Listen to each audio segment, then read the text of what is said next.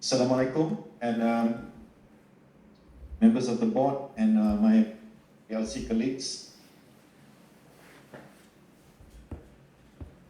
As you can see, while you are enjoying your lunch today, as lunch is being served, we want to kick it off as soon as possible, the lunch and talk. I want to introduce you to Professor Sattar Bhawani, whose book is actually in front of you right now, Leadership in Disruptive Times. And Professor Sattar joins us from Singapore today, and he will be giving us a brief intro into disruptive innovation in his talk entitled Innovate or Die.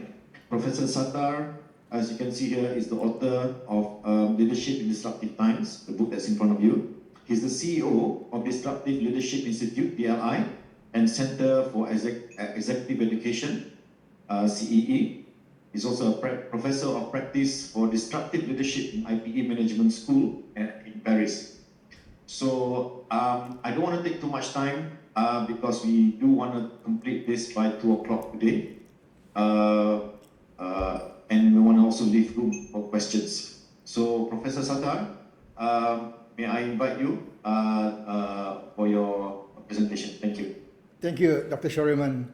Assalamualaikum warahmatullahi wabarakatuh to all our Muslim attendee, and a good afternoon to one and all. So thank you so much to 𝐏𝐥𝐚𝐬 and Dr. Shariman for inviting me to be a guest speaker at this board retreat for Sandabi Plantation Berhad.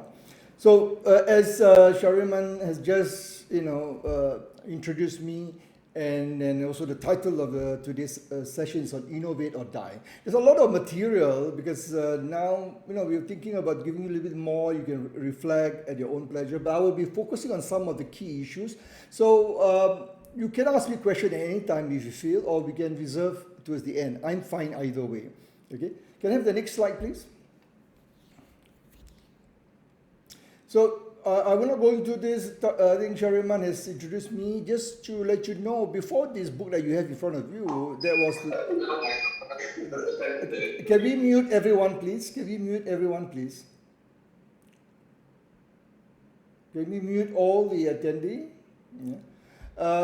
Before the 2020 book that was launched during the pandemic, looking at the disruption caused by the COVID-19 and disruption caused by the digital revolution, which has been accelerated because of the pandemic. So it was written in July 2020. It was launched in New York for global market, but primarily it's been used now in most of the universities, including Harvard, Stanford, most of the Ivy League, and most of the North American and European universities using it as a text in terms of looking at disruptive leadership and how to be able to look at future disruptive event, and one of them that's coming up very, very soon that we need to be mindful, of course, is the climate change.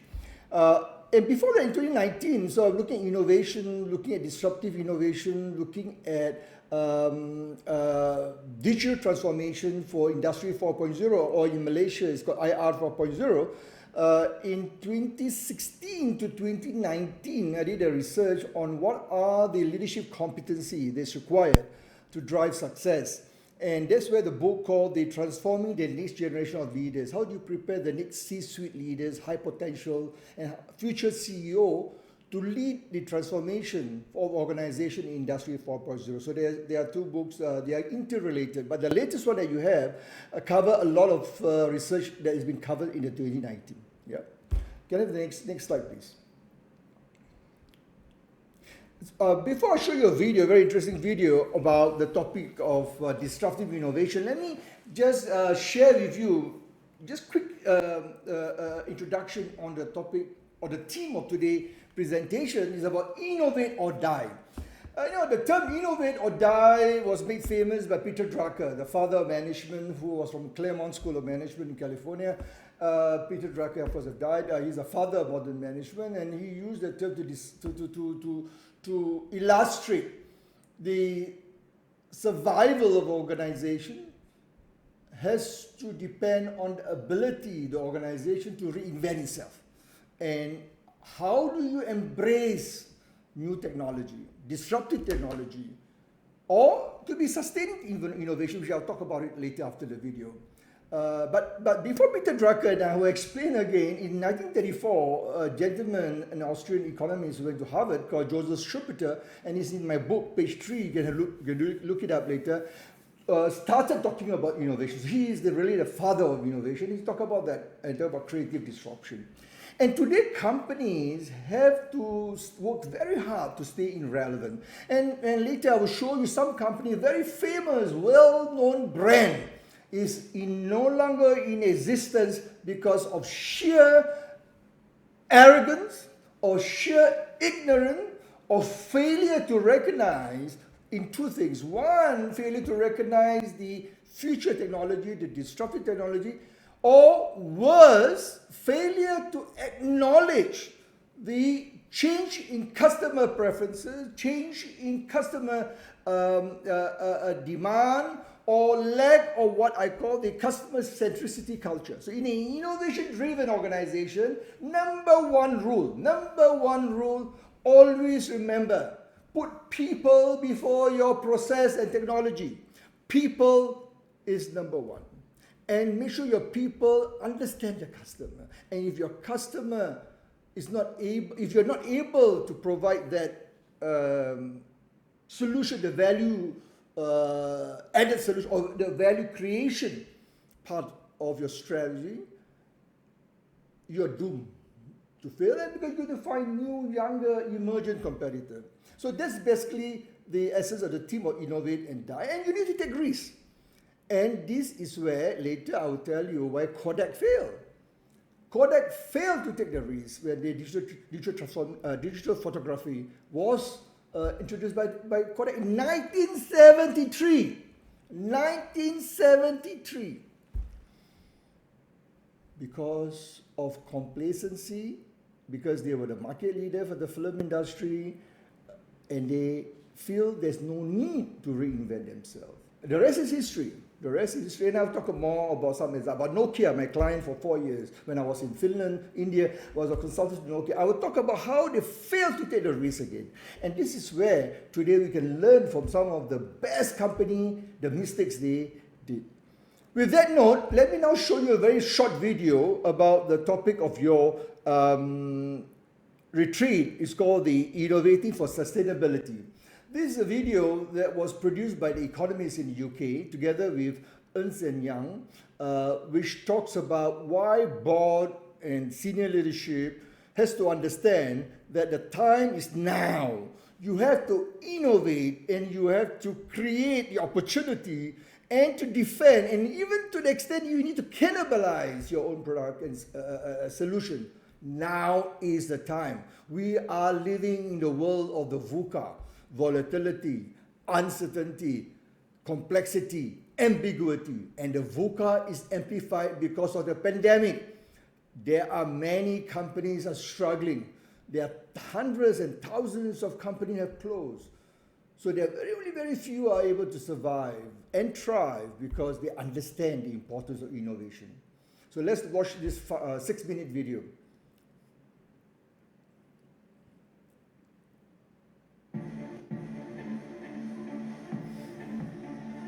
There's a new force sweeping through an old world. The technology revolution is disrupting every industry in every way imaginable. Companies need to future-proof themselves today purely because of the pace of change. And if they don't change, then they will not be able to survive or prosper in the new digital economy.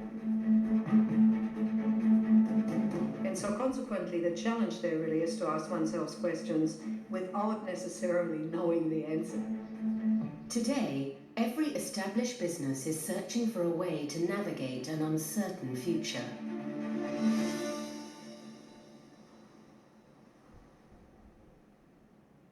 The question in the context of disruption that I think that's really important is to say, which parts of the business are probably already obsolete, but have you actually faced up to it, or are you avoiding facing up to it?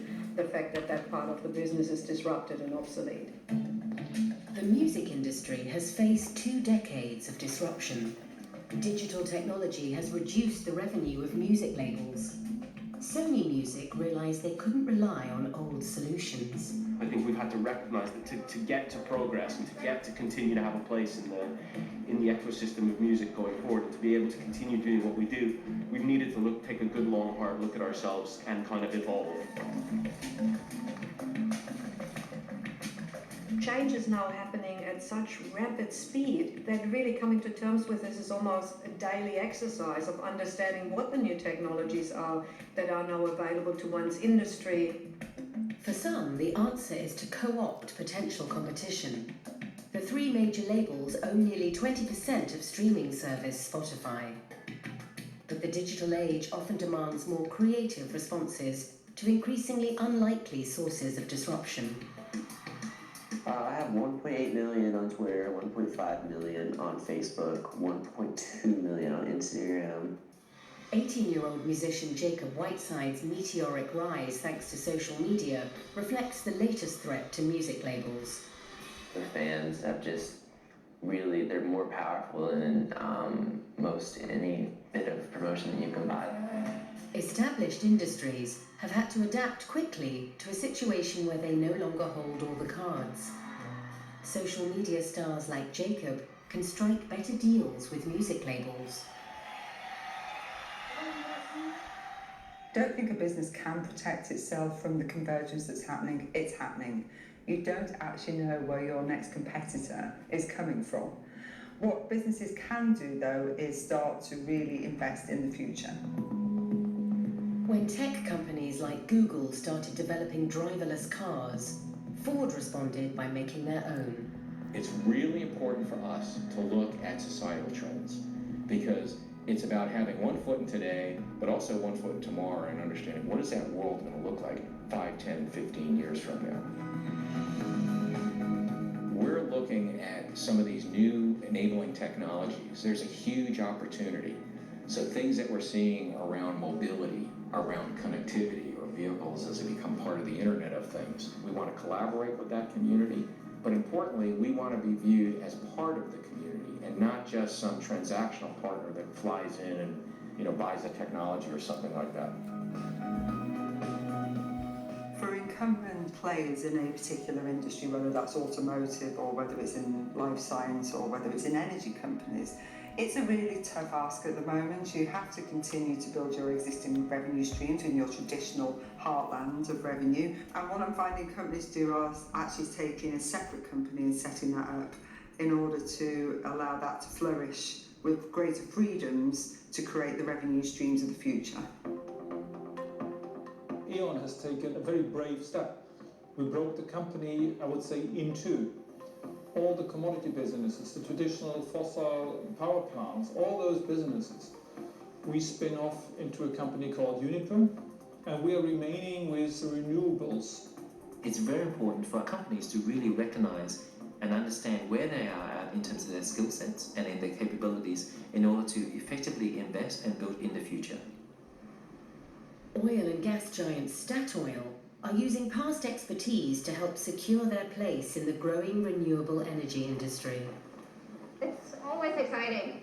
It's the first floating full-scale windmill in the world. I think it actually makes some sense that it was an oil and gas company that came up with this, because we are reusing a lot of technology from the oil and gas sector. Companies today need to look for partners in brand new areas. It is about building an ecosystem. It is about engaging with your employees, with startups, vendors, their suppliers, and also their customers. Yeah, hip hop live, San Francisco, California.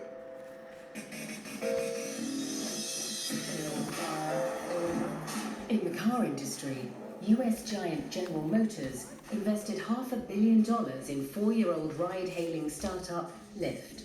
You take hardware and manufacturing operations of General Motors and you pair that with the network and system and almost operating system capabilities of Lyft, and it's really a step towards what the future looks like. unless people manage their response to disruption, to technology, to innovation very deliberately, they're losing control. There is no other way. There is no option. It is essential. Personally, I think those that are looking for the opportunities will see a very different world and a very different way of working, and opportunities are endless.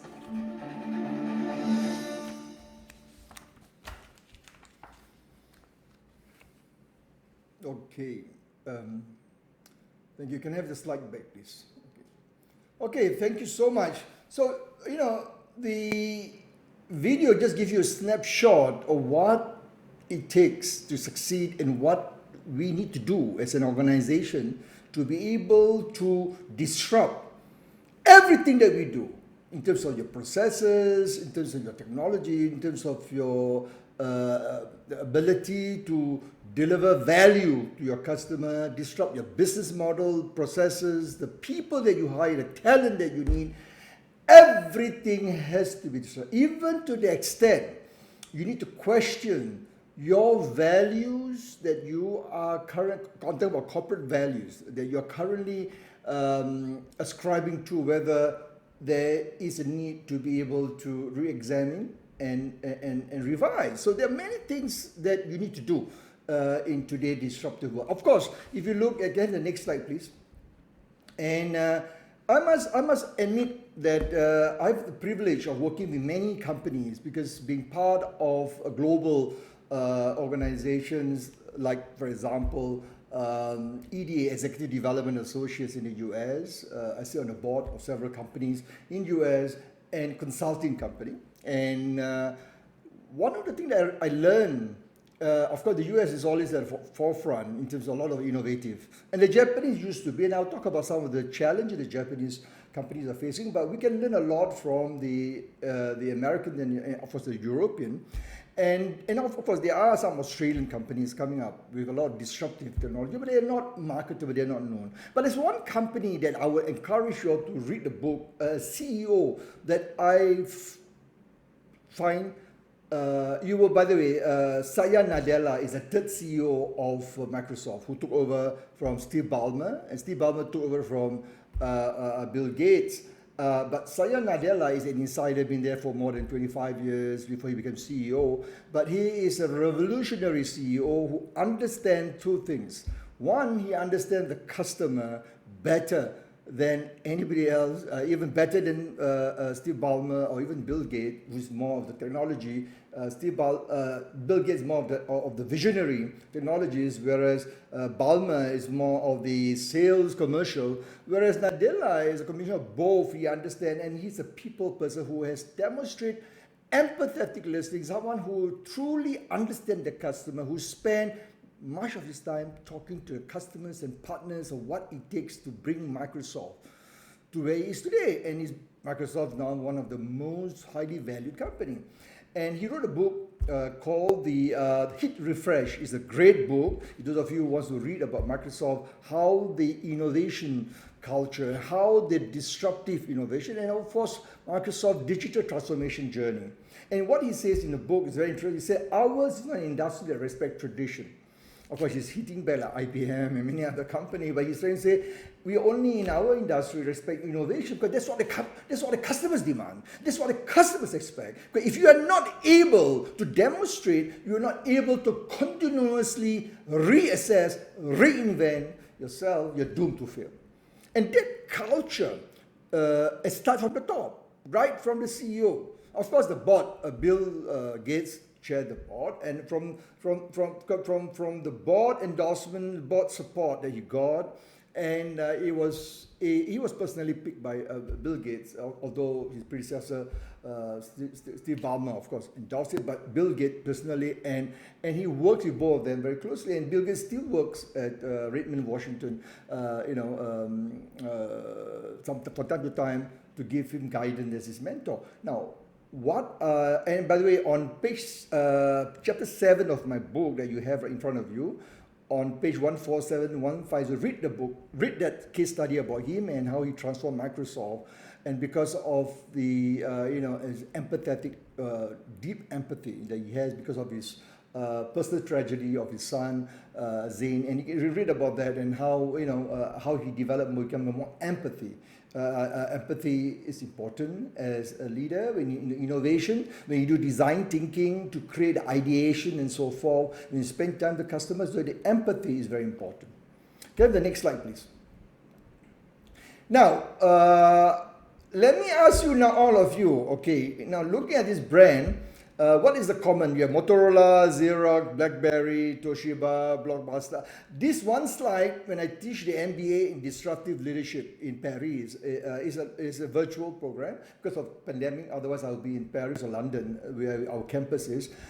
I did this several times and asking a lot of CEOs, C-suite leaders in Europe. And most of the brands are European. You can see American and European. But some of them doesn't exist anymore, or rather not in the market anymore. What is so common? Tunku, I think you're here. Tunku and Tan Sri, and also I think Dr. Nizam attended my program, which helped me. So I'd like to invite anyone, if not Tunku. I'm sure you have seen this before, Tunku. Are you there, Tunku? Is there a mic for the participant? Hello? Yes, there is a mic, but Tunku has left. Oh, Tunku has left. Okay. Okay, that's fine. Any volunteer, anybody else? It doesn't have to be the board member, even the PLC member. They are all companies, all brands. So who's that? Sorry. Can anyone explain what's so common about all this brand? They've all been disrupted. Yeah, of course. Who said that? Yes. Please introduce yourself, your name, because I cannot see you. Okay. Yeah. I'm Hari Krishna. You signed your book and you passed to Hilmi for me. Oh, your R&D, Chief R&D Officer. Yeah, Hari. yes, Yeah. unfortunately. Yeah. I'll be asking you a question later about some of the downstream innovation. Now, tell me, Hari, should I call you Hari? Dr. Hari Krishna? Yes. Yeah, Hari is fine. Yeah. So tell me, Hari, the disruptor, what is the common theme that you think that what makes them redundant today? Just pick one. Just pick one that you're familiar with. One theme. They didn't valorize the technology that they had. They continued to focus on their old core business, or at that time their current business, right? Yeah. So which brand? No, you very good. Thank you, Hari. You described three of the company here which did that. Which would be the company that closely you can identify with what you just described? The failure to be able to reinvent, focusing on your current strength. There are three companies distinctively does that. Which one is it? I think Xerox, Kodak, and Motorola, I think. Okay. Motorola, you're right. Kodak and Sony. Yeah, who is that? Please introduce yourself. I cannot see you. I'm Alipa. Oh, This company, Dato' Alipa.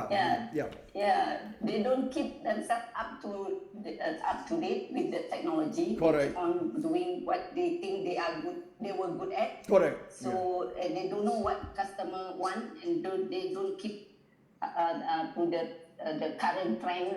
Very good. So excellent, Dato'. You hit it. And which company do you think what you just described? Which company there in this would describe closely to your description? Which company do you think? Kodak. Okay. Actually, Kodak. I will explain to you. Sony, yes, Sony, correct. Because Sony did not follow. Of course, they lost the internet, the MP3. The iPhone came in. The MP3 player. Yeah, so that's correct. There's one more. Any other company that come to mind? Polaroid. Why Polaroid? Why do you think Polaroid needs that opportunity? Why? They also don't keep track, right? So they lose. Yeah, because their Polaroid strength is, they peel back. Remember in the 70s, they have this, when you take the Polaroid picture, you peel back behind you, right? So, but they miss the boat that the later generation prefer, more digital. Of course, they do not want the hard copy. So Polaroid generation, those are the boomer, both the Gen X are more into the printed copy, and you want to put it, you can see it. But of course, the latest generation doesn't they like everything to be digitalized and to be kept. So let me, anyone else before I move on? I will just want to tell you one company that I worked for 4 years, and I really feel disappointed, and I'll tell you why. Anyone? Mr. Shariman here. Shariman, yeah. One point I want to make. Companies like BlackBerry, Kodak, I think and Nokia even, BlackBerry, Nokia, they did not understand the customers' trends, what's moving the customers very well. Correct. Yeah. And BlackBerry was so hung up on people having actual keyboards, and Nokia thought, customers will have that surface smartphone, they prefer the flip up. So they were hung up on the product, the customers' movements very well. Yeah, I think Shariman, you sum up excellent. That is exactly what went wrong with Nokia and BlackBerry, and also with Blockbuster. So Blockbuster and Netflix is also in my book, so you can read. I won't go into that. But let me talk about Nokia. So talking about BlackBerry, you're right. BlackBerry has the best encryption, back in the early 90s, and the U.S. POTUS, the President of the United States, the U.S. federal government, the FBI, the Homeland Security, all the government agency in U.S. all are issued with BlackBerry because of the encryption technology. But and they take pride of the ARC keyboard.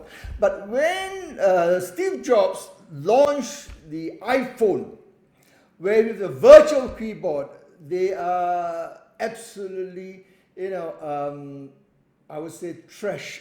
But they are so proud and they focus on their technology. They are so inward-looking and not outward-looking, as Shariman mentioned, that you need to look from the customer perspective. Same thing in Nokia. I was in Espoo, Finland. I was the consultant for 4 years, 1994, 95, 96, 97.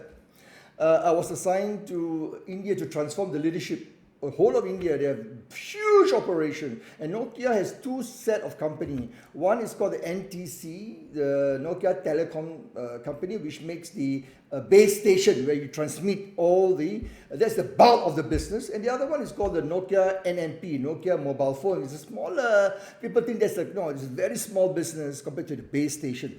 Now, what happened with Nokia, of course, the phone, and here I'm talking about the phone, Nokia is so engrossed, and I used to admire Jorma Ollila, one of the best CEO in Europe at that time, 95. I met him in Delhi, New Delhi, and I asked him, Jorma, what makes Nokia great at that time? And it's the design. And they have this Nokia communicator. It was an excellent product. And those of you remember, it was this longitudinal, you can open up, flip, and then you can type, And at that time, the internet just started, of course, in 95, 96, the internet war, the browser war came in. And the internet, because of Netscape and Microsoft, the clash and the rise of the internet. And software was the game, whereas Nokia was focusing more on the hardware. And of course, they had the GSM technology because Motorola was on the CDMA. But Nokia was so engrossed. And that's where the software is run by iOS by Apple and the Google, the Android, right? So the Android system. So they have many other companies. Of course, Samsung, took the Android, and for Apple and Samsung and Apple. For then, by now you have many other Android, Huawei. You have so many other companies that have produced mobile phone based on the Android. So Nokia failure is the inability to look forward and they are so obsessed about what they do. And by the way, those of you who may not know, Nokia started as a paper company. Nokia origin, because in Finland there's a lot of this, what we call the trees, pulp and paper. So that's how Nokia started. And when I was in Nokia headquarters in Finland, very interesting, there's a history, a museum, and I look at the history, it's very sad. Today, the company is gone. It was acquired by Microsoft. Microsoft then, so it's dead. I mean, as a company, is dead. Of course, they're still around in terms of the mobile set and all that. But as the old company, the technology company that it was known to be the market leader in telco worldwide back in 1990s, is no longer exists. Yeah? Okay, let me. I got many other examples. So let me just move on to the next one. The next slide, please. Last year, I was invited by the chamber, group of chambers in Singapore to give a keynote on the CEO dialogue and also facilitate the dialogue session. And one of the questions is about Industry 4.0, and it's about the theme is about learning agility and leading change because of the pandemic and how CEOs has to transform. So I also asked there are many questions, but one of the questions I asked is about can you have the next slide, please? I asked, what is innovation to you? Okay, next slide, please. So this is the one. So I'm going to ask you again. So those who have not answered, I will appreciate maybe somebody else who have not participated. I'm going to ask you now. What is innovation to you? Tan Sri Megat, are you in the room, Tan Sri? Tan Sri is not here, Professor. He and Helmi, as you recall, is away until late in the afternoon. Oh, okay, sorry. Okay, Dato Henry, are you there? Yes, sir. Yeah, Dato, can you share with me, what's your view? What is innovation to you? Innovation is a state of mind. Okay. Looking forward. State of mind, okay. I like it. I like the word mind because this is exactly the mind, mental agility. So that's good, Dato. Thank you. Can I ask Mr. Tan? Mr. Tan? Okay, it's Miss Tan. Oh, my apologies. Miss Tan, sorry. Okay. My apologies. Mental agility to be able to create something that will move the needle. Move the needle. Can you elaborate this? I like that. Move the needle. When you say move the needle, can you just give me some sense? What something that we all can relate to? Something that you've seen it before? Or? I mean, and the iPad really moves the needle. When 10 years ago, I didn't have it. I didn't realize I needed it. Now I can't live without it. So what is it about the iPad that really transformed the way you work, your life? There must be something, the value that the product created by Apple. What is it that you think? Is it the usability, the connectivity, or is it more of the convenience, or something which portability? You don't have to bring your big laptop. I think all of the above. So, everything that you just said. Yeah. So basically, what you're saying. Portability, convenience, everything. Yeah. And it is because of the customer research that Apple did, and there's a very good video called by this guy called Simon Sinek. Some of you may have heard of him, and he called it the why, the 3 why. And Apple, whenever they develop new products, new solutions, and therefore they use design thinking, and they always ask these 3 questions: why do people want to use? Why do the people want? So they keep on asking this question to really understand the customer preferences. So I think you're right. So always think about, and as Shariman mentioned earlier, always think about the customer first. Okay, one last person, Encik Zul. Assalamualaikum, Encik Zul. Are you there? Encik Zul in the room? Yes, I am. How are you? Assalamualaikum. Alhamdulillah. Yeah. I think I'm going to be a little bit corporate here, right? Yeah. Innovation to us is like palm oil. You need to turn the wheel going, right? So okay. It has to continue. So I think it's just something that you have to embed in, frankly. So you have to keep the wheel going, and so you have to continuously drive the innovation. But what to you, from a CHRO perspective, what is the one important element of innovation? I think the important element one is in terms of the ability to embrace and be open. Mindset is very important. Wow, I mean, particularly in operation like us who've been operating over 100 years. Yeah. We're used to doing the same things and we've been successful in doing the old ways. But now things have come and disrupt and challenge the way we do things. Opening up our mind and understanding, you know, what changes needs to be made and making those changes. I think those are the key things. Yeah, you're absolutely right. For those of you, all of you, those who have my book, read chapter 5. We call it the disruptive mental agility, which part of the disruptive digital leadership competency. So, Encik Zul, you are absolutely right. One of the biggest impediment, which I will show the result, global result towards the end, that is the inability to disrupt your mindset. What I call the disruptive mental agility. So you are absolutely right, and this is the number one key success factor. And last person, we have an overseas colleague who's dialing, Cik Mama Azlan. I think you're calling in from Indonesia, is it? Cik Mama Azlan, can you hear me? He's dialing in from PNG, Papua New Guinea. Oh, Papua New Guinea, not Indonesia, sorry. Sorry, my apologies. Papua New Guinea. So, can you hear me, Cik Azlan? Not sure whether he's online. Okay, so let me just can you go to the next slide, please. Let me show you the results of the dialogue. So, I only give you, there are many, of course. I picked the one that I think the most, I would say, resonate with majority of the participants and also with many of the clients.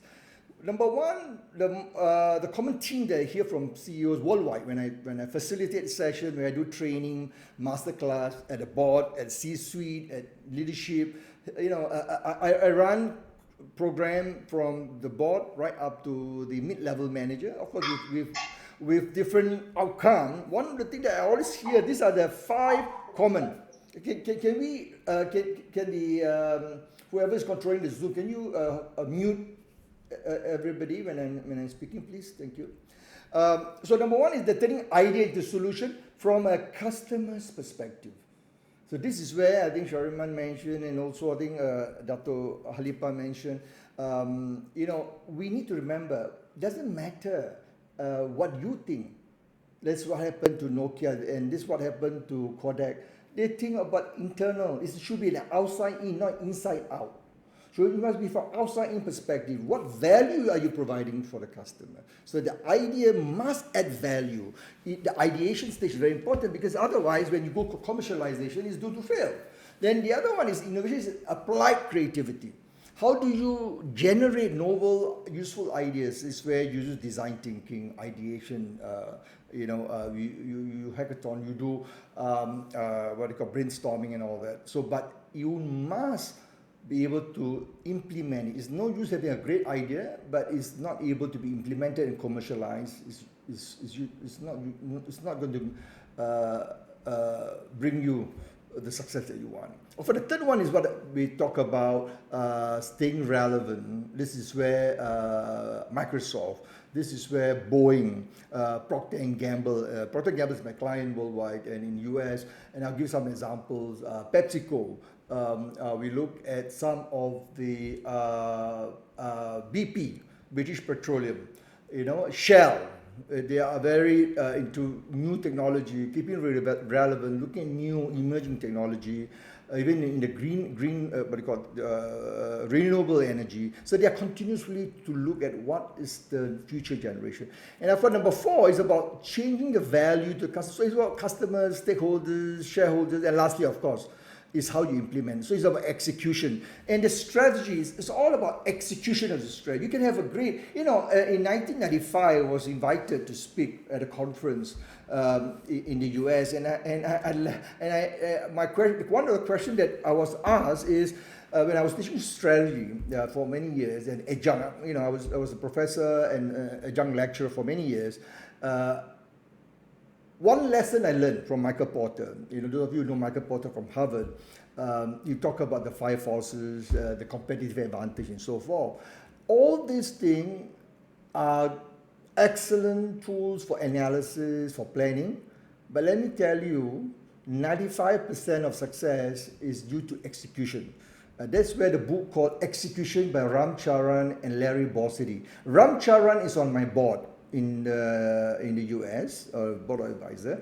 Ram and I always communicate. He wrote a book called Leadership. So I asked Ram, I said, when you wrote that book, what is it that's so distinctive? So he was referring to his tenure with GE, working with Jack Welch. Yeah? And Larry Bossidy, of course, was from Allied Signal, and which is owned by GE. So they were looking at GE as a whole. And one of the GE's success in terms of the GE engine, of course, GE Electric, the GE Consumer Healthcare, GE Plastics, all the GE is a huge innovative company, just like 3M, and it's because of the implementation. And that's why the success, of course, Jack Welch, the late Jack Welch, would look at not just the idea, is it implementable? Yes. Then what about the revenue? What about the ROI? So you're not just going to talk about planning nice, but you must be able to demonstrate that. Yeah. Okay. So can I have the next slide, please? Now, I mentioned earlier about innovation. So people tend to, innovation, Clayton Christensen, I do not have the pleasure of meeting. My book, I tried, he passed on last year during nothing to do with the pandemic, but he passed on early in January before the pandemic, the lockdown and all that in January last year. And I'll talk about him later, but many people tend to talk about innovation with Clayton Christensen from Harvard Business School. But actually there's another guy who, the father of innovation, is called Joseph Schumpeter. In my book, there's a page 3, I mentioned briefly about, he's an Austrian who went to Harvard to teach economics. And he published a book called The Theory of Economic Development. And this is interesting. And he, for the first time, he defined innovation that comes about through a new combination made by entrepreneur. You talk about entrepreneur, businessman, and which result in new product, new process, opening of new market, new way of organizing the business is also innovation, how you structure your business, and new source of supply that you can acquire that nobody else has. That is innovation. And innovation used to be thought as, it has to be invention. So no, invention is something that's never been done before, has never been thought of, is a new class of its own, of a new product or new services, a class of its own to create a new, to serve a new need or unmet need. Whereas innovation can be a product, a new application. You have an existing product. Or it could be a new process that you have adapted from the current process. And this is what a lot of companies are doing, what they call sustaining innovation. So just be very clear, innovation is not invention. So invention, of course, like you're talking about the Wilbur brothers, you're talking about Bell Labs, Thomas Edison, the bulbs, all these are invention, the steam engine and so forth. So we need to be very clear. So what is invention and what's innovation? Can I have the next slide, please? So this is where Joseph Schumpeter talked about the word creative destruction, and this is where what he's trying to explain is that sometimes we need to cannibalize our own product and services. Sometimes we need to ask, what is it that our customers need? What is it our customers demand? What can we do? Even it takes you to reinvent and cannibalize your existing product and solution, so be it. And this is where we talk about creative disruption. So this is a process of innovation, constant process. And creative disruption to him is about constantly look for new way to replace the outdated one. So it's about reinvention. And this is what capitalism is all about. This is how the economy. Of course, a lot of people, say, why by doing that? Actually, there are products that people still want, and you're destroying the economy because you are coming up with new products. And of course, when new products are launched, of course, it could be more expensive. When you have new launch products, more expensive. That create could be the income inequality, and there's a socialism perspective. But the reality is that's how business survive. This is what business have to do, entrepreneurs have to do. So you need to constantly reinvent. Can I have the next slide, please? This is the guy, the father of modern innovation. So I plan to be in Harvard actually. I'm supposed to be in Harvard this year for a talk, but I plan to meet up with him. But because of the pandemic, and it's very sad. I communicate with him at one time to look at how we can collaborate. He has center, the Innovate. He has a center called the Innovate, a consulting firm, and I have a center in the US called the DisruptiveLeadershipInstitute, and how we can collaborate. In my book, on the cover of my book, you see a quote from him, and this is something which I think all of you probably have this. Can you see the book? Or the books, you can see behind my screen, you can see the cover of the book. And he says that disruption is a process, not an event, and innovation can only be disruptive relative to something else. And I'll explain this, is very important. So you cannot talk about disruptive innovation by itself. It has to be in relative to an incumbent solution or relative to an existing solution, and where you take root. And the way you look at the first point there, you take root from a very simple way of offering a solution into a market, a niche market that's untapped by the incumbent, and then you displace the competitor. So this is where you look at the company, of course, you look at the best example would be Netflix and Blockbuster, okay? And how Netflix will go, and I have a case study later, I will talk about that, but I won't go into the detail. Again, I say it's in the book. But there are he defined two types of innovation: sustaining innovation, where you continuously develop products through new process, new design, whatever, to serve the customers of today, who are paying for it. That's one. And many companies, 90% of companies are doing that, or even maybe more, because at the end of the day, it's about people who are paying for your services. Then he said there are this group, they call it the disruptive innovation, innovators. They are the group that look for untapped market, niche market, or sometimes the INSEAD, Rennie and Chan talk about the blue ocean, where you're going for a market that is not untapped. You go in there, you build your strength, then you disrupt the incumbent in the long term. And that's what exactly Netflix, Uber, we look at how the Uber disrupt the taxi industry, and if you look at how Dell disrupt the Compaq and the IBM PC and so forth. So the question is this: so do you know your market that well? Which are the segment that's untapped? And that is the beginning. Okay, so you need to do that. So you need to understand it's a small. You just start small, go into, entrench yourself, and then you disrupt the market leader. So you are actually the market challenger. And in the long term, you can even, in Netflix example, they destroy Blockbuster. And I'll talk about it a little bit more. Can I have the next slide, please? So this is, again, the same thing what I just explained. I put it in a diagram so you can look at it. So sustaining on the left is what everybody is doing. Many companies are doing, even like Boeing, GE, Procter & Gamble, PepsiCo, 3M. Many of these companies today, 90% of them innovation are sustaining. Okay, they use other price, other they use differentiation in design, other they use customer relationship, whatever it is. So they know the market, the customer believe them, they have existing market share, they know the position of the competitors, so they come in terms of performance or lower cost, and they make some incremental change to be able to differentiate themselves. And we know that. That's what a lot of 99%, as I said, a lot of marketing strategy talk about sustaining. Now, but today we talk about disruptive. You are hypothesizing. You look at the situation, a lot of things are unknown. You can project, look forward. It could be a new market, never been done before, never been tapped before. And it can be very game-changing if you apply.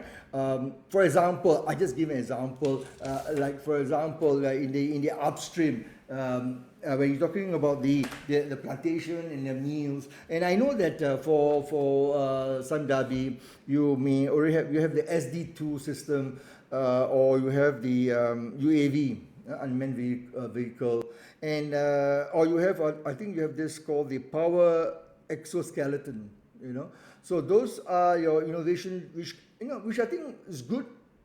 You're making improvement, but the question is there anything that is truly disruptive that is not really not being captured by competitors, that you need to really look at something which using the technology that is available today and enhance the value. So it's a lot of work, but there is the good thing about Samdabi plantation, you have made the good inroads both upstream and of course the downstream in terms of the R&D. Hari and your team, I think you've done a great job in terms of looking at some of the products. I think you have as Samdabi oils, your customer like Yum, Nestle, Shell, Pledis, and all the product where the end product, would packaging and so forth, they will require the ingredient, and your refinery are producing that in Europe, in South Africa, and so forth. I think you're making a lot of good progress, but it's not enough, because you need to disrupt and think about the next 5, 10, 15 years, and to be able to ensure your survival. Can I have the next slide, please? Again, I'm not going to talk, this is just an example from Canberra we used to have Canberra today when I traveled the last 5 years. No more SLR Canberra. You see everybody have used the iPhone to take camera. Now you have a lot of digital, the image, the camera on the phone is far much better, even, some of the SLR Canberra. So you can see that you have the Google, Google just relaunched their Google Of course, that you have the the Waze, the map, Google Map. You used to use a lot of people used to use this on the dashboard. I don't know what they call that, but now with Waze, with Google Map, you can actually go anywhere in the world. Of course, the good example is Britannica, which uses from the book, and then they have a CD, DVD now. Everything you need to know is all wiki. Just Google it and get everything on Wikipedia. Of course, I will talk about Blockbuster and Netflix, and the Uber and Lyft taxi. The last two is in the book, so you can read on chapter 1. But I will talk a little bit about Netflix in a short while. Can I have the next slide, please? Yeah, Netflix. So on chapter 1, on page 9 to 13, very detailed, I talk about how Netflix disrupted the Blockbuster. So this is where we need to understand. Netflix was the going after the incumbent. Blockbuster is huge. At one stage, they have thousands of stores worldwide, and they the traditional video rental. And in Malaysia, there's one company called Speedy, or something like that. I don't know if it's still around. There used to be this Speedy video back in the, when I go to PJSS2 or go to Plaza Lau Yato and all this, I see all these videos. And that's what Blockbuster did, video rental. You can find them big stores everywhere. Then Netflix came in, and Netflix want to compete. Of course, they cannot compete with the Blockbuster stores, so they go into postal. And then Netflix, when you're talking about the internet, late 90s become popular. Then there's video streaming, and Netflix start in 2000, 2005, 2006, developed using the technology, developed algorithm with the AI to understand what customer preferences, and they do, of course, they start with the technology, they disrupt the technology, they go after the market with that. Because people, Blockbuster customers are very frustrated with Blockbuster. Each time you late in your rating the video, they charge you $30 US or something, a huge penalty. But a lot of frustrated customers. So Netflix went in, okay, we will offer you streaming. You don't have to go to the store. You can log in, you can watch as much as you want. It's like a buffet. You have many videos you can choose. And since then, of course, the rest is history. There are many new movies, and today they are the largest. During the pandemic, they developed the large customer, they come out with more new movies in different languages, and they are the market leader today in streaming. And of course, Amazon Prime, Disney Plus, and many others are trying to get into, but they are the market leader. And they're constantly re-evaluating, looking at technology, the AI, the algorithm that they put into, you watch one movie and they will track, look at what you are searching for, they remember that, and they will make suggestions for you, and they will keep you informed of the new upcoming episode and so forth. Okay, so this is a good example. Just next slide, please. Next slide. Because this again in the book I explain, you can see how Blockbuster make a big mistake. Netflix in year 2000 approached them, say, look, okay, why don't you buy my company, and it's for 50 million. So, Reed Hastings offered the Blockbuster, and the guy was Blockbuster was very arrogant. You are small players, small, going to the internet, small, we have large stores. So they laughed at him, and of course, the rest is history. Now, Blockbuster went bankrupt in 2012, they're no longer in existence. But again, you can read the details in my book. But one of the things that I think this is where arrogance, lack of recognizing the trend. I think just now, Dato, was it Dato Halipa or somebody mentioned about the lack of trend and understanding the trend, or was it Ms. Tan? One of the things that we need to understand, we need to always be abreast, keep abreast of what is happening out there. Next slide, please. So if I were to summarize, in US we have this, for our corporate client in US, we produce research and we publish our quarterly briefing. And one of the briefing I was asked, we talk about what is successful disruptive innovation, look at some of the client worldwide. Number one, technology. But remember, this is what disruptive innovation. Okay, it depends on the nature of the business, your value chain, and of course for SDP you have your integrated value chain, and you must look at where are the parts, or which part of the value chain that you can actually disrupt it. The blockchain technology today, that is one of the most, I think the future promising, one of the most promising technology ever being developed, the blockchain. So how do you use the technology to get more accessible?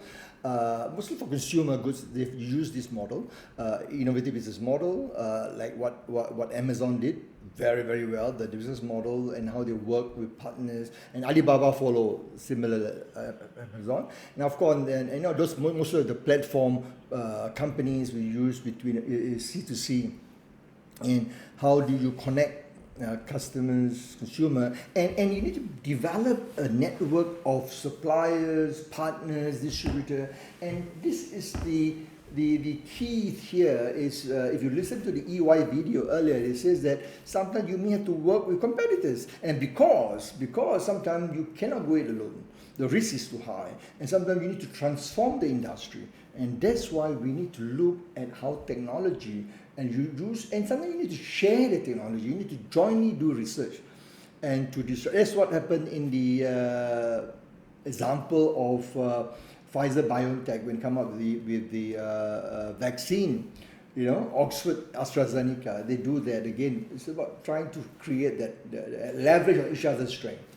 Okay, next slide, please. So in today's context, what is important, not only the product, services, strategies, so all this, yeah, you can adapt quickly, but what is important that you need to understand where the value to be captured by adopting customer centricity.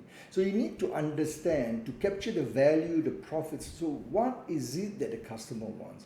What is it that is not being delivered by others? So you need, for example, earlier I mentioned about the downstream, when you need to establish long-term relationship, with customer like Yum, or Shell or Nestle. SD oil have to come up with your ingredient. Was it Certio or Mastercraft or Verma, Bion, all these products. So you need to understand what is it the customer wants. Because the customer also is the derived demand of the end user, consumer. Okay, the Yum, the packaging for the the Kentucky Fried Chicken or the Pizza Hut or whatever. So like Nestle, they have the Cadbury. So what is this consumer want the packaging? So you need to understand the concept called derived demand. So it's not enough. I repeat, it's not enough to understand your customer, but you need to understand your customer's customer or the consumer. We call it the derived demand. Okay, so that's where Amazon was very well. Amazon knows what the customer wants, they know what their partners want, they were able to understand the end user. So they develop a business model that leverages on their strength, on their value chain, on the business processes, and they look at the product assortment offered by their partners, and they work together and to offer lower prices, better customer experience, wider selection. They work with sellers across the world, and they are able to offer total package and so forth. And today, if you are a premium Prime Amazon Prime customer, you get even free TV, we got the subscription of the Prime TV and so forth, or Prime Plus or something, I can't remember what it is, but they have all this thing, they work it out to offer a total solution. Okay, next slide please. And Clayton says something very interesting. He says that one of the biggest challenge of leadership, and this is a true example, like Nokia. Just now we talk about some of the examples of Compaq. What's the name? This Sony. Sony was so engrossed into the MP3, the Walkman and CD Man, MD Man. Then they come out with the MP3 player, but they forgot that people doesn't want all this. They want everything to be in one. That's why iPhone came in, with all the features of what you want on MP3, with the phone connectivity, with the phone serving the net. So something, the challenge of leadership is to be able to not only, so you need to learn to let go and learn to accept that certain things that you're doing now may be good for now, the next 2-3 years. Yeah, I can still survive, you may still be able to make money, but in the long term, you need to reinvent. And why the failure of those companies I mentioned earlier? Because they are very bad in terms of inventing themselves. So that's why in the video earlier you hear that the EY Vice Chair mentioned about something you set up a different company. So you give them flexibility, because we are all constrained. If you have the same under the parent company, we are constrained to what we do from the risk governance and a lot of things. There's a lot of restrictions. So what we need to do is to be able to empower them, give them flexibility. So one of the things that maybe you need to set up and then compete with the disruptor, the lower end. Then, because you have the resources. Let them compete, give them flexibility, let them innovate, let them disrupt the disruptor. And this is what happened to Grab. Professor Shariman here. Yeah. This quote, right? It says companies that are the one thing that makes it difficult for companies to disrupt, innovate, to find disruptive innovation, business model that make them good at the existing business, make them bad competing for disruption. How do traditional companies like us, for example, handle this? Because we set. There was a company earlier that said you break up the company. Yeah. Exactly. Right? Yeah. So this is what happened to even Siemens. What happened to ABB in Europe? So they break it up, or they set up. They invest in. They have a new startup where they can then give the flexibility, because you don't want to disrupt your, because this culture, the structure, especially if you have been there for a very long time, to change the whole culture take a long time. So what he's trying to say is that most of the market leader, Shariman, they find it difficult to change, and a lot of resistance. Not only the board, also resistance from some of the traditional customers. Hey, why are you doing this? Why are you trying to change? So there could be also brand confusion, identity. So it's best to create or develop a new company, or a spin-off, a new company, where you give them total empowerment and give them give them the funding with the mandate, very clearly defined mandate, and they can then compete against the disruptor of the industry. Okay, example. See, like what happened when Uber disrupted the taxi industry, and Uber was very successful in China, in Southeast Asia. So Grab, came in and disrupt the disruptor. In the book I mentioned in chapter 1, I mentioned about Grab disrupt Uber, who disrupt the taxi. So one way to do that is set up smaller, more nimble. And that's how the bigger company, the parent company, find it difficult to move because there are a lot of restriction, a lot of, they're not agile. The keyword is agility. So you need to change largely, as my advice, I've done so many companies, my advice, it will be very challenging. Depends on what you're trying to do. Because in your industry, if you look at the downstream, it's a little bit more sustaining innovation. Okay, the downstream is more sustaining because you're talking about packaging, you're talking about the ingredient from the refinery, for the upstream, you can use disruptive innovation, and then you need to take risks in terms of investing in new technology. Of course, currently the exoskeleton, the UAV, these are not really disruptive because you're talking about something, is around, so you need to look at investing in newer technology that is not even available here, but they're being tested in other markets, and then acquire that technology, or even you build partnership. So that would be, Shariman would be my recommendation for big company. And this is where GE does it very well. They allow a lot of setup of smaller company. A lot of European companies does that. As I said, EBB, even Shell. They do that because they want to give them autonomy, the empowerment. Professor? Yeah. Okay, my name is Suhaila. Just one question for you. Yeah. You shared a lot of examples of companies who have been successful because of innovation. Yeah. But I'm sure for every one company that has been successful, there will be others that have not been successful. Yes, yes. Perhaps that journey of the 99 steps towards success, they stopped halfway. So do you have any learning point from that? Professor, before you answer Sohaila, then you've got 10 minutes. They have about 15. Yeah. So okay, let me. The answer is yes. There is even Amazon, a very highly successful company, #1 most profitable company. They have failed many times. They have set up even some of the value chain, some of the new startup. They are not. I mean, it's a risk. They set it up and they fail. There are many other smaller companies that has been around. They fail because of two or three factor. Can I have the next slide, please? Maybe I will just see whether. Okay, this is, can I move the next one? Okay, so this is why some of these companies fail. There are many companies in Singapore, in India, I work and I talk to them, and mostly a software or technology company. They are not able to sustain because of the way they run, because they think like a corporate, because they come from corporate, they left corporate to coming. So the way they run the business, the way they think. So this is some of the reasons. Yeah? I won't go. You can read this later, but I just want to say that there in Singapore we have a few startup like this called the Sound Blaster.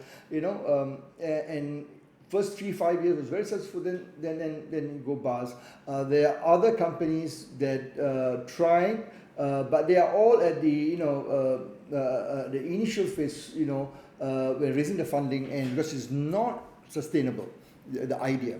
So in my book I talk a little bit about some of the challenges, how Starbucks was having a big problem in terms of the marketing. They call it the flywheel, where initially they are so engrossed with the technology they forgot about the people. Always remember the PPT. Always put the people before process and technology. And the people consist of the internal, your staff, and external, your customer. So always think of the customer, your internal staff who serve the customer before you talk about anything else. So talk to your customer and understand what is required.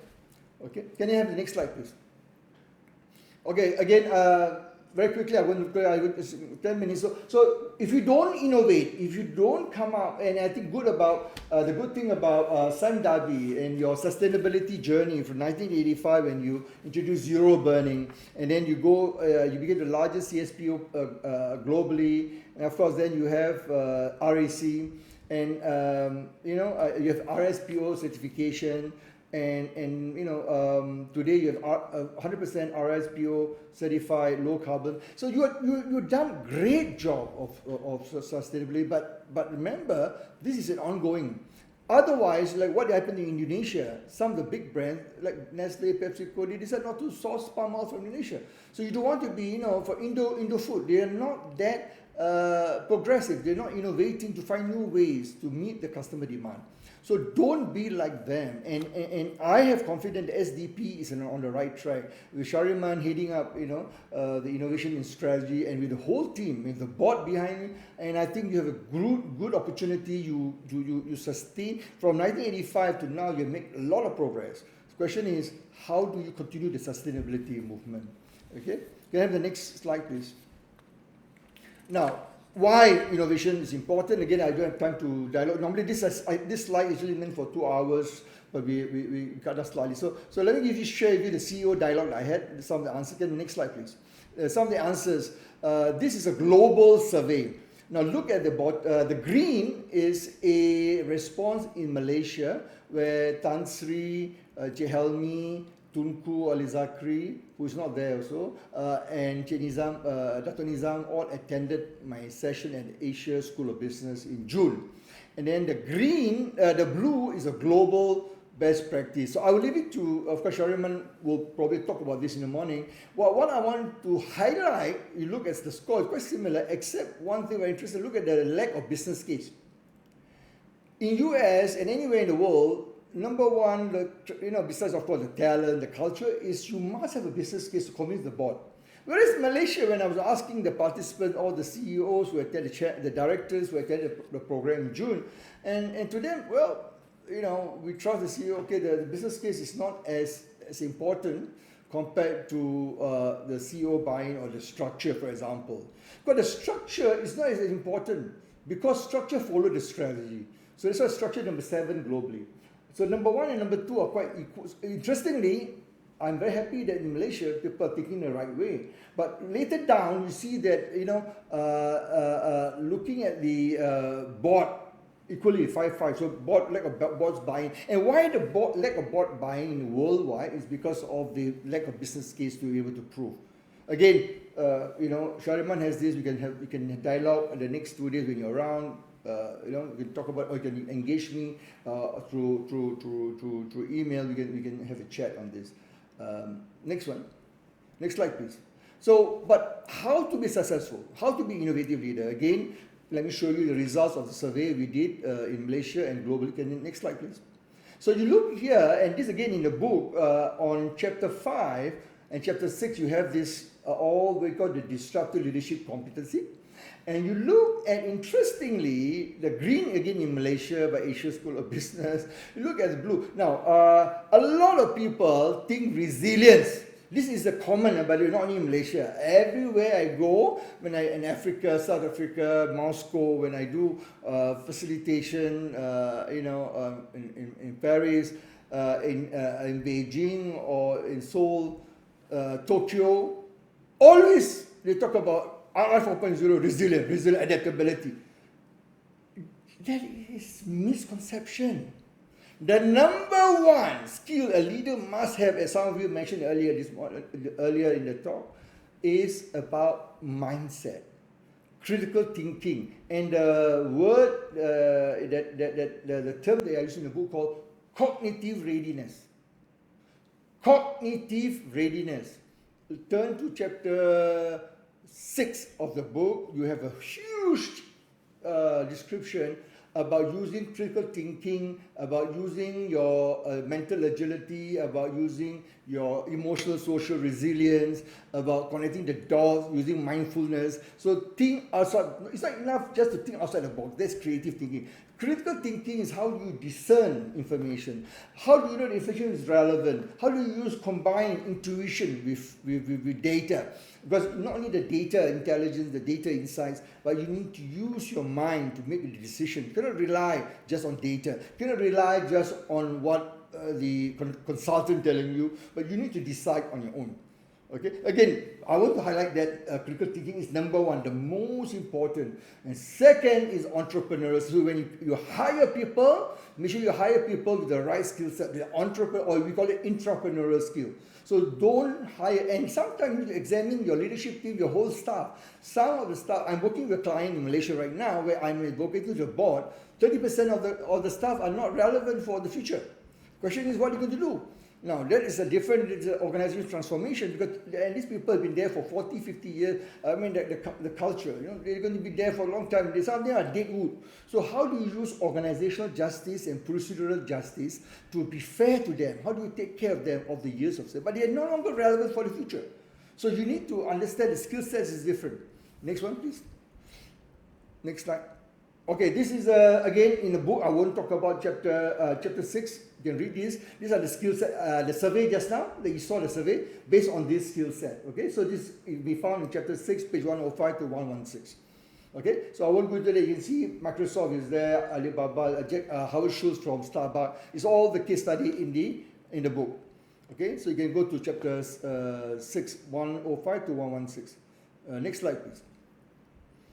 Okay, let me just conclude. So what my advice to all of you is number one, and both the board and the PLC, as you go embark on the innovation journey, I think you already started the innovation journey since 2018. I think the challenge you're going to find that sometimes there will be a challenge. How do we, from 2018 you started embedding innovation, then you're talking about 2019 you upskill, then after you act, today you want to lead innovation in your industry. You need to take the risk. But it must be measured. You must be able to have that, that's why I said set up a governance structure and to make sure empower this group of people who are involved. Of course, embrace automation, which I think SDP, with exoskeleton, with your UAV, and you are already there. You're doing that, that's good. Now, the number 3 is the most important, people first. As I said, people before process. So look at your people that you have. And right now, I'm consulting for several clients in the US, one in Malaysia, where I'm advocating to the board and the senior management that through the organizational transformation process, my team, we have a team that come in and assess, and we are looking at 30% of the workforce. Are they not longer relevant? They are not going to be. And they get people. Sometimes they get people like McKinsey, all these big names coming in and putting the things and not able to really justify. So I'm saying to the board, and I'm saying to so look at it very carefully. This is where you need to really assess, invest in your talent, assess them, and this is where Zul has a very, very interesting job. How do we then look at people in the future? Your N-1, the PLC number 1. Now the PLC, not only 𝐏𝐥𝐚𝐬, the whole PLC is very important in the succession planning. And number 4, you're doing it already, lead flexibly, don't be a roadblock. The board should not be a roadblock, the PLC should not be a roadblock to some initiative, cross-functional, support one another. And lastly, be guided by strong mission. I think you have the mission, values, but set the benchmark. Look at how do you monitor. So the innovation KPI, the board should work with the PLC, set up the innovation KPI and follow up at each board meeting. And have a board subcommittee on innovation and transformation and have them report back. And this is what I'm doing now with some of the clients worldwide. Next slide, please. Sorry, Professor Zaitun here. Yeah. I know we are kind of rushed for time, but I just want to squeeze in one question. Yeah. When it comes to innovation and having the right mindset, you mentioned that you've worked with boards in the US and you also work with boards in Malaysia, let's say Asia, make it a bit broader. Do you see any difference in terms of the willingness to change in terms of that mindset? Do you detect any differences? Dato', I think you are absolutely right. Asia, I would say, even Japan, I'm very surprised when I work with Hitachi worldwide. I start with Japan. Asians are more risk averse, so they are, especially those companies that they're part of a larger, as I said, unless it's pure startup, pure technology startup. So number one is the risk factor. They are not that risk adverse. Second is the unwillingness to let go the structure, these processes that work for them now. So if in India, for example, or even in Singapore, I find it difficult to convince because they say, oh, it's working. Next 10 years, we are assured, we have government contract, we have no problem. So it's the mindset shift. So risk, second is the mindset, and third is the talent. The difference is the talent. So whereas in US, of course, people, you got the younger, the way the system, the university, train, they have the future talent. They're all ready with with the learning mindset, learning agility, learn, unlearn, relearn. So the higher people with the younger. Whereas here in Asia, Dato', they want to protect. I'm sorry to say, there are a lot of companies. Even now, I'm one of the GL. I cannot mention the name, but I will get permission. But one of the GLC I'm working, some of the C-suite or some of the HOD, they are protecting their role and they're not allowing the younger one to pass such a place. So they want to protect, protect themselves. So that become inhibitor because I would say the lack of confidence that they're still threatened by the younger, more energized, more innovative team member, the Gen Y and Gen Z coming on board. So this is about the current leaders feeling threatened. Whereas in US, there's more open culture. So you look at most of the companies there, they're more open. There's more diversity. So the diversity aspect in Asia is far, far, far less. And women. And the other things that in US, in Europe, Africa, women play a very important role. And I think as a dimension, more empathetic. You look at the Microsoft case study in the book, Dato', on chapter 6, you see about empathy. And empathy is very important. And that's where I found here women's on board. And I'm very happy to see, Dato' Zaitun, yourself, you're on the, Dato' Halipa, there are very few women on board. And I know, in Malaysia, we are making effort, Singapore as well, but still way far. Why I mentioned about women, about diversity, because we need that dimension to create a vibrant culture. So I hope I answer your question, Dato'. Okay, the last quote before we end. Arthur Schopenhauer is a philosopher from Germany in 1790, 18th century philosopher. And this is something about innovation. I always go worldwide. I quote him. I love this quote. He says that the task is not much to see what no one yet has seen. Because people talk innovation, nobody had thought about it. We have to start looking at things that people have not seen. This is the classical definition. But he said that, but to think what nobody yet has thought about what we should everybody see. So in other words, you don't have to invent. You don't have to go and start inventing, people are not dying. But look at what the market is. Look at everybody looking at the same market. So what you need to do is to think critically. So critical thinking, cognitive readiness. Everybody's seeing the same thing, but what is it that you see they don't see? What is it that Steve Jobs see that others will see? So what is it that Jeff Bezos managed to create Amazon to what it is today? And what you need to do is to develop people with the cognitive readiness. That's very important. And the chapter 6, I have a very detailed about cognitive readiness. Very interesting about some example. And I work with NASA and I'm trained by the CIA. The CIA, they use analytical thinking. So some of the ex-CIA, they train us in US how to use cognitive readiness, critical thinking to be able to analyze complex problem solving. Okay. Next slide. Okay, that's it. So I took 5 minutes express, so actually we spent for 2 hours, so I think I covered more or less. So let me just ask any burning question or any question for anyone. We stick a dialogue, engage, ask question through Shariman's team or can write to me directly, I'll be delighted. Any burning question, any question? Anyone? if anybody has any one last question, otherwise we can. Yeah, we can wrap up. Yeah. So no, if not then. Thank you very much. If not, then I would just say it's been a pleasure. I wish we had more time. I really enjoyed. Thank you for all the questions. And I was expecting Tunku Alizakwa. The other session, he was asking a lot of questions, and she helped me 2 of them.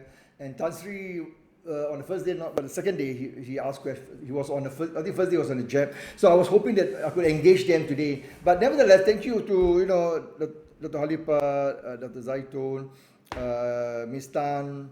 And Puan Suhaila, and those of you who have asked questions, and Shariman, of course. I want to say thank you so much, Shariman. Please convey my thanks to Tan Sri and the rest of the board member, and also to 𝐿𝐻𝐿 for the opportunity. Inshallah, we look forward to meeting again. And I wish I could fly in. Actually, 𝐿𝐻𝐿 wants me to fly in and conduct this, but because of the travel restriction, only in December it's expected to be lifted. So inshallah, after that, when the travel restriction, I would like to visit. And it's been a long time I've not visited Sandabi. So I want to say thank you so much again. Please use the resources there, the videos, article, the link there. Take a snapshot of this slide. Or by the way, I've given a permission for Shariman to share the PDF of the slide. So it's all hyperlinked. You can click and you can go and visit. There's a lot of resources, free, except the book, because the book is publisher Business Express Press in New York. Yeah. Okay. Thank you so much. I will now hand over back to Shariman. Assalamualaikum warahmatullahi wabarakatuh. Thank you, Professor. Thank you very much. And with that, I think we end this session, and we're going to have take a half an hour break, and we'll meet again at 2:30. Thank you. Okay. Bye-bye. Bye-bye.